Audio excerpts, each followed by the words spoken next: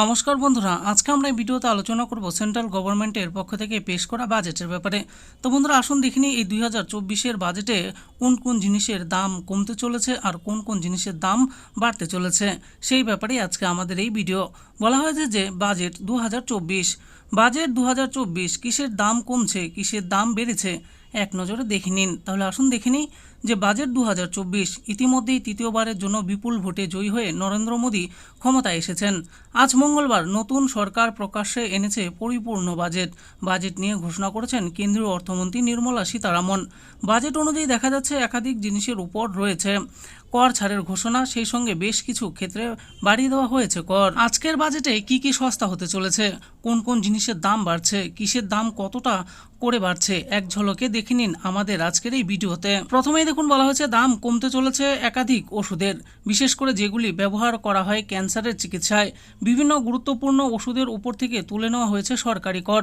এদিন অর্থমন্ত্রী নির্মলা সীতারামন জানিয়েছেন নির্দিষ্ট 3টি ওষুধকে সম্পূর্ণ শুল্কমুক্ত করে দিচ্ছে সরকার। খুব স্বাভাবিকভাবেই মনে করা হচ্ছে ক্যান্সারের ওই সমস্ত ওষুধের দাম কমে যাবে এর ফলে। 2 নম্বরে দেখুন বলা হয়েছে দাম কমছে মোবাইল ফোন, মোবাইল চার্জার এবং মোবাইল সরঞ্জামেরও।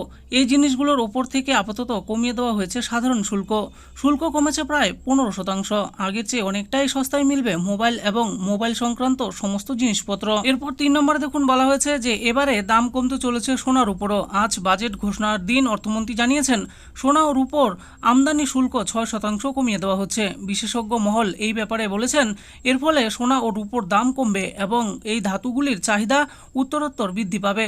সাধারণ মানুষ আরও বেশি করে সোনা এবং রূপো কেনার দিকে ঝুঁকে পড়বেন।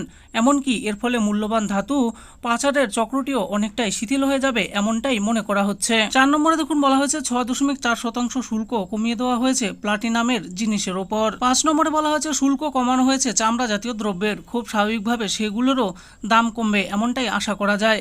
6 নম্বরে বলা হয়েছে দাম কমতে চলেছে নিকেল ও তামারও, কারণ এর ওপর থেকে কর তুলে নিয়েছে সরকার। আরও 25টি গুরুত্বপূর্ণ ধাতুর উপর থেকে পুরোপুরি তুলে নেওয়া হয়েছে কর। 7 নম্বরে বলা হয়েছে আজ বাজেট ঘোষণার দিনে জানানো হয়েছে সোলার প্যানেল তৈরির জন্য ব্যবহৃত সমস্ত জিনিসপত্রের উপর থেকে কর তুলে নেওয়া হবে। 8 নম্বরে বলা হয়েছে সামুদ্রিক মাছ এবং অন্যান্য সামুদ্রিক খাবারের উপর কর কমিয়ে দেওয়া হয়েছে 5%।